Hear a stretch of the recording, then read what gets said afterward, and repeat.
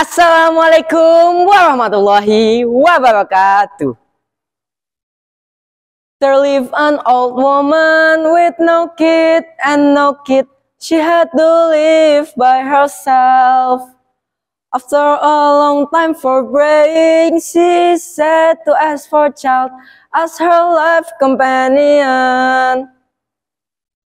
Have you ever heard of a wish that sails? Not with wings, not with boats, but with hope that burns quietly, patiently, years after years. Yes, you're right. It's the story of the legend Timun Mas.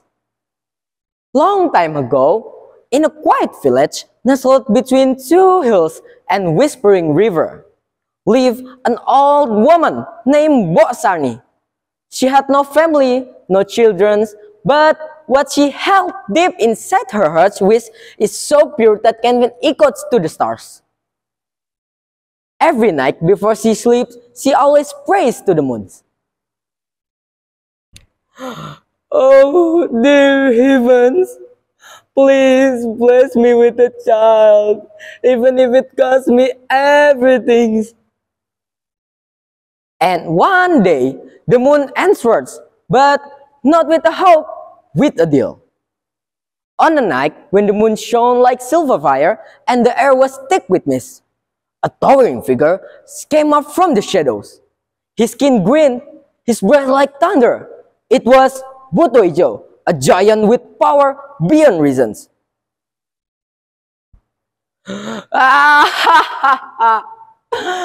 Boksani, do you want a child? Said Buto Ijo. Oh, yes, please, more than anything. Answer Boksani. Then take the seeds, plant it, a daughter will be born, but when it turns 17, she is mine. Wait, it's yours? Oh, okay, I agree. And with the blinking of eye, Buto Ijo vanished. A week passed, and from the golden cucumber that grew from the earth, a baby girl was born. Her eyes sparkled like the morning dew. Boksani named her Timun Mas, a golden cucumber. Timun Mas grew into a brave, clever, and agile young woman. She ran with the winds, spoke with the tree, and learned from the lands. But Boksani never forgot her promise.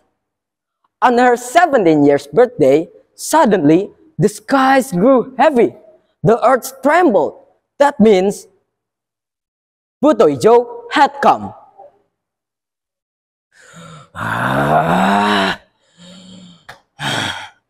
Boksani, now the grass belongs to me, said Buto Ijo with rumble.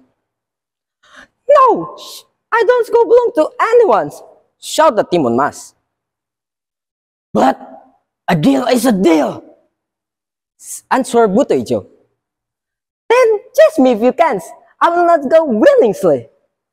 With trembling hands, Boksani gave Timun Mas 4 magical items: a cucumber seeds, a needle, salt, and shrimp paste, a gift from the wandering hermits who knew the old ways. Then Timun Mas ran into the forest with sound of pressing footsteps behind her. When she looked back, Buto Ijo was chasing her, so she threw the cucumber seeds, and suddenly a thick forest of spiny vines grew, blocking Buto Ijo's path, but Buto Ijo took them. Then she hurled the seal, and it turns into a bamboo forest with spears so sharp that can even pierce the vine, blocking Buto Ijo's path, but not yet again. Buto Ijo still took them, bleeding but furious. And she scattered the salt. A great lake burst from the ground, making the giant waded, struggled, nearly drowned, but still he rose. At last, Timun Mas threw the shrimp paste, and there was a roar. The ground exploded into boiling mud, pulling the giant to the earth. His scream echoed, then vanished. Just like that, he was gone. That day, The wind changed, not for the village, but for the girl who had run not to escape, but to choose.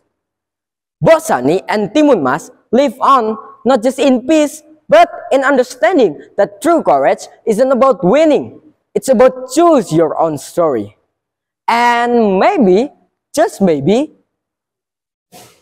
if you walk beneath Silver Moon one quiet night, you will hear her footstep, soft but strong, writing her future across the earth. And yep, finally, the story is finished. Dear audience, moral of the story is we must be brave facing crime and problem. And we need just place the truth is no one will help you except the God only.